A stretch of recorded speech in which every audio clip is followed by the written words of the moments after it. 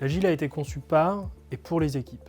Quand on parle d'Agile, on parle d'un ensemble de pratiques, d'outils, de méthodes déployées à l'échelle d'une équipe pour fluidifier sa charge de travail, mieux gérer le changement et établir une plus grande proximité avec ses clients et ses utilisateurs.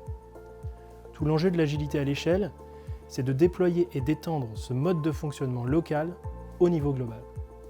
Le passage à l'échelle, c'est le déploiement d'un modèle opérationnel qui va permettre à votre entreprise de fonctionner au plus proche de ce qu'est une équipe agile, tout en maintenant un alignement stratégique.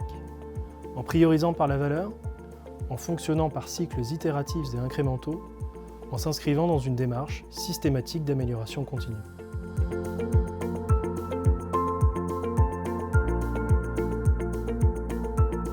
Les transformations agiles at scale des grandes entreprises sont encore relativement jeunes en France. Mais on a effectivement une tendance forte ces dernières années avec de plus en plus de grands groupes qui décident de sauter le pas, et particulièrement dans le domaine bancaire, où tous les grands acteurs de la place française s'y sont mis. Ces acteurs cherchent à atteindre 3 objectifs fondamentaux. Simplifier leur pilotage et clarifier leur gouvernance, car ils sont aujourd'hui ralentis par leur bureaucratie.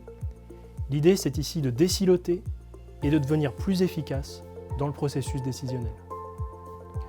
Deuxièmement, en se positionnant au plus proche des attentes de leurs clients.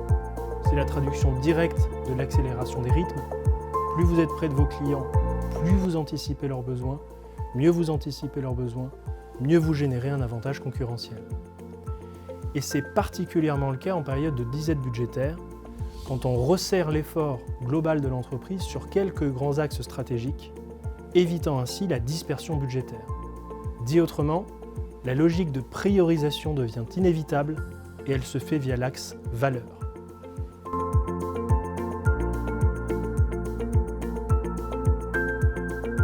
Je crois que le principal défi d'une transformation à l'échelle est celui de sa globalité. Les périmètres de déploiement sont plus larges et s'étendent en dehors des seules directions des systèmes d'information. Les fonctions de pilotage budgétaire sont totalement remaniées par l'approche capacitaire. La gestion des ressources humaines est impactée, elle aussi, car on ne recrute plus les mêmes profils et on ne valorise plus les mêmes trajectoires de carrière. Méthodologiquement, l'agile à l'échelle remanie en profondeur la conduite des grands projets et programmes, ce qui n'est pas sans poser de questions. Il y a 2 éléments indispensables pour envisager sereinement une transformation agile à l'échelle. Un commitment sans faille des excos, qui devront maintenir le cap dans les moments les plus délicats de la transformation, et il y en aura, ainsi qu'un effort d'accompagnement du changement à la mesure des ambitions choisies. Ne jamais oublier qu'on touche à du systémique, via les budgets, via les RH, ce qui nécessite des moyens conséquents de transformation.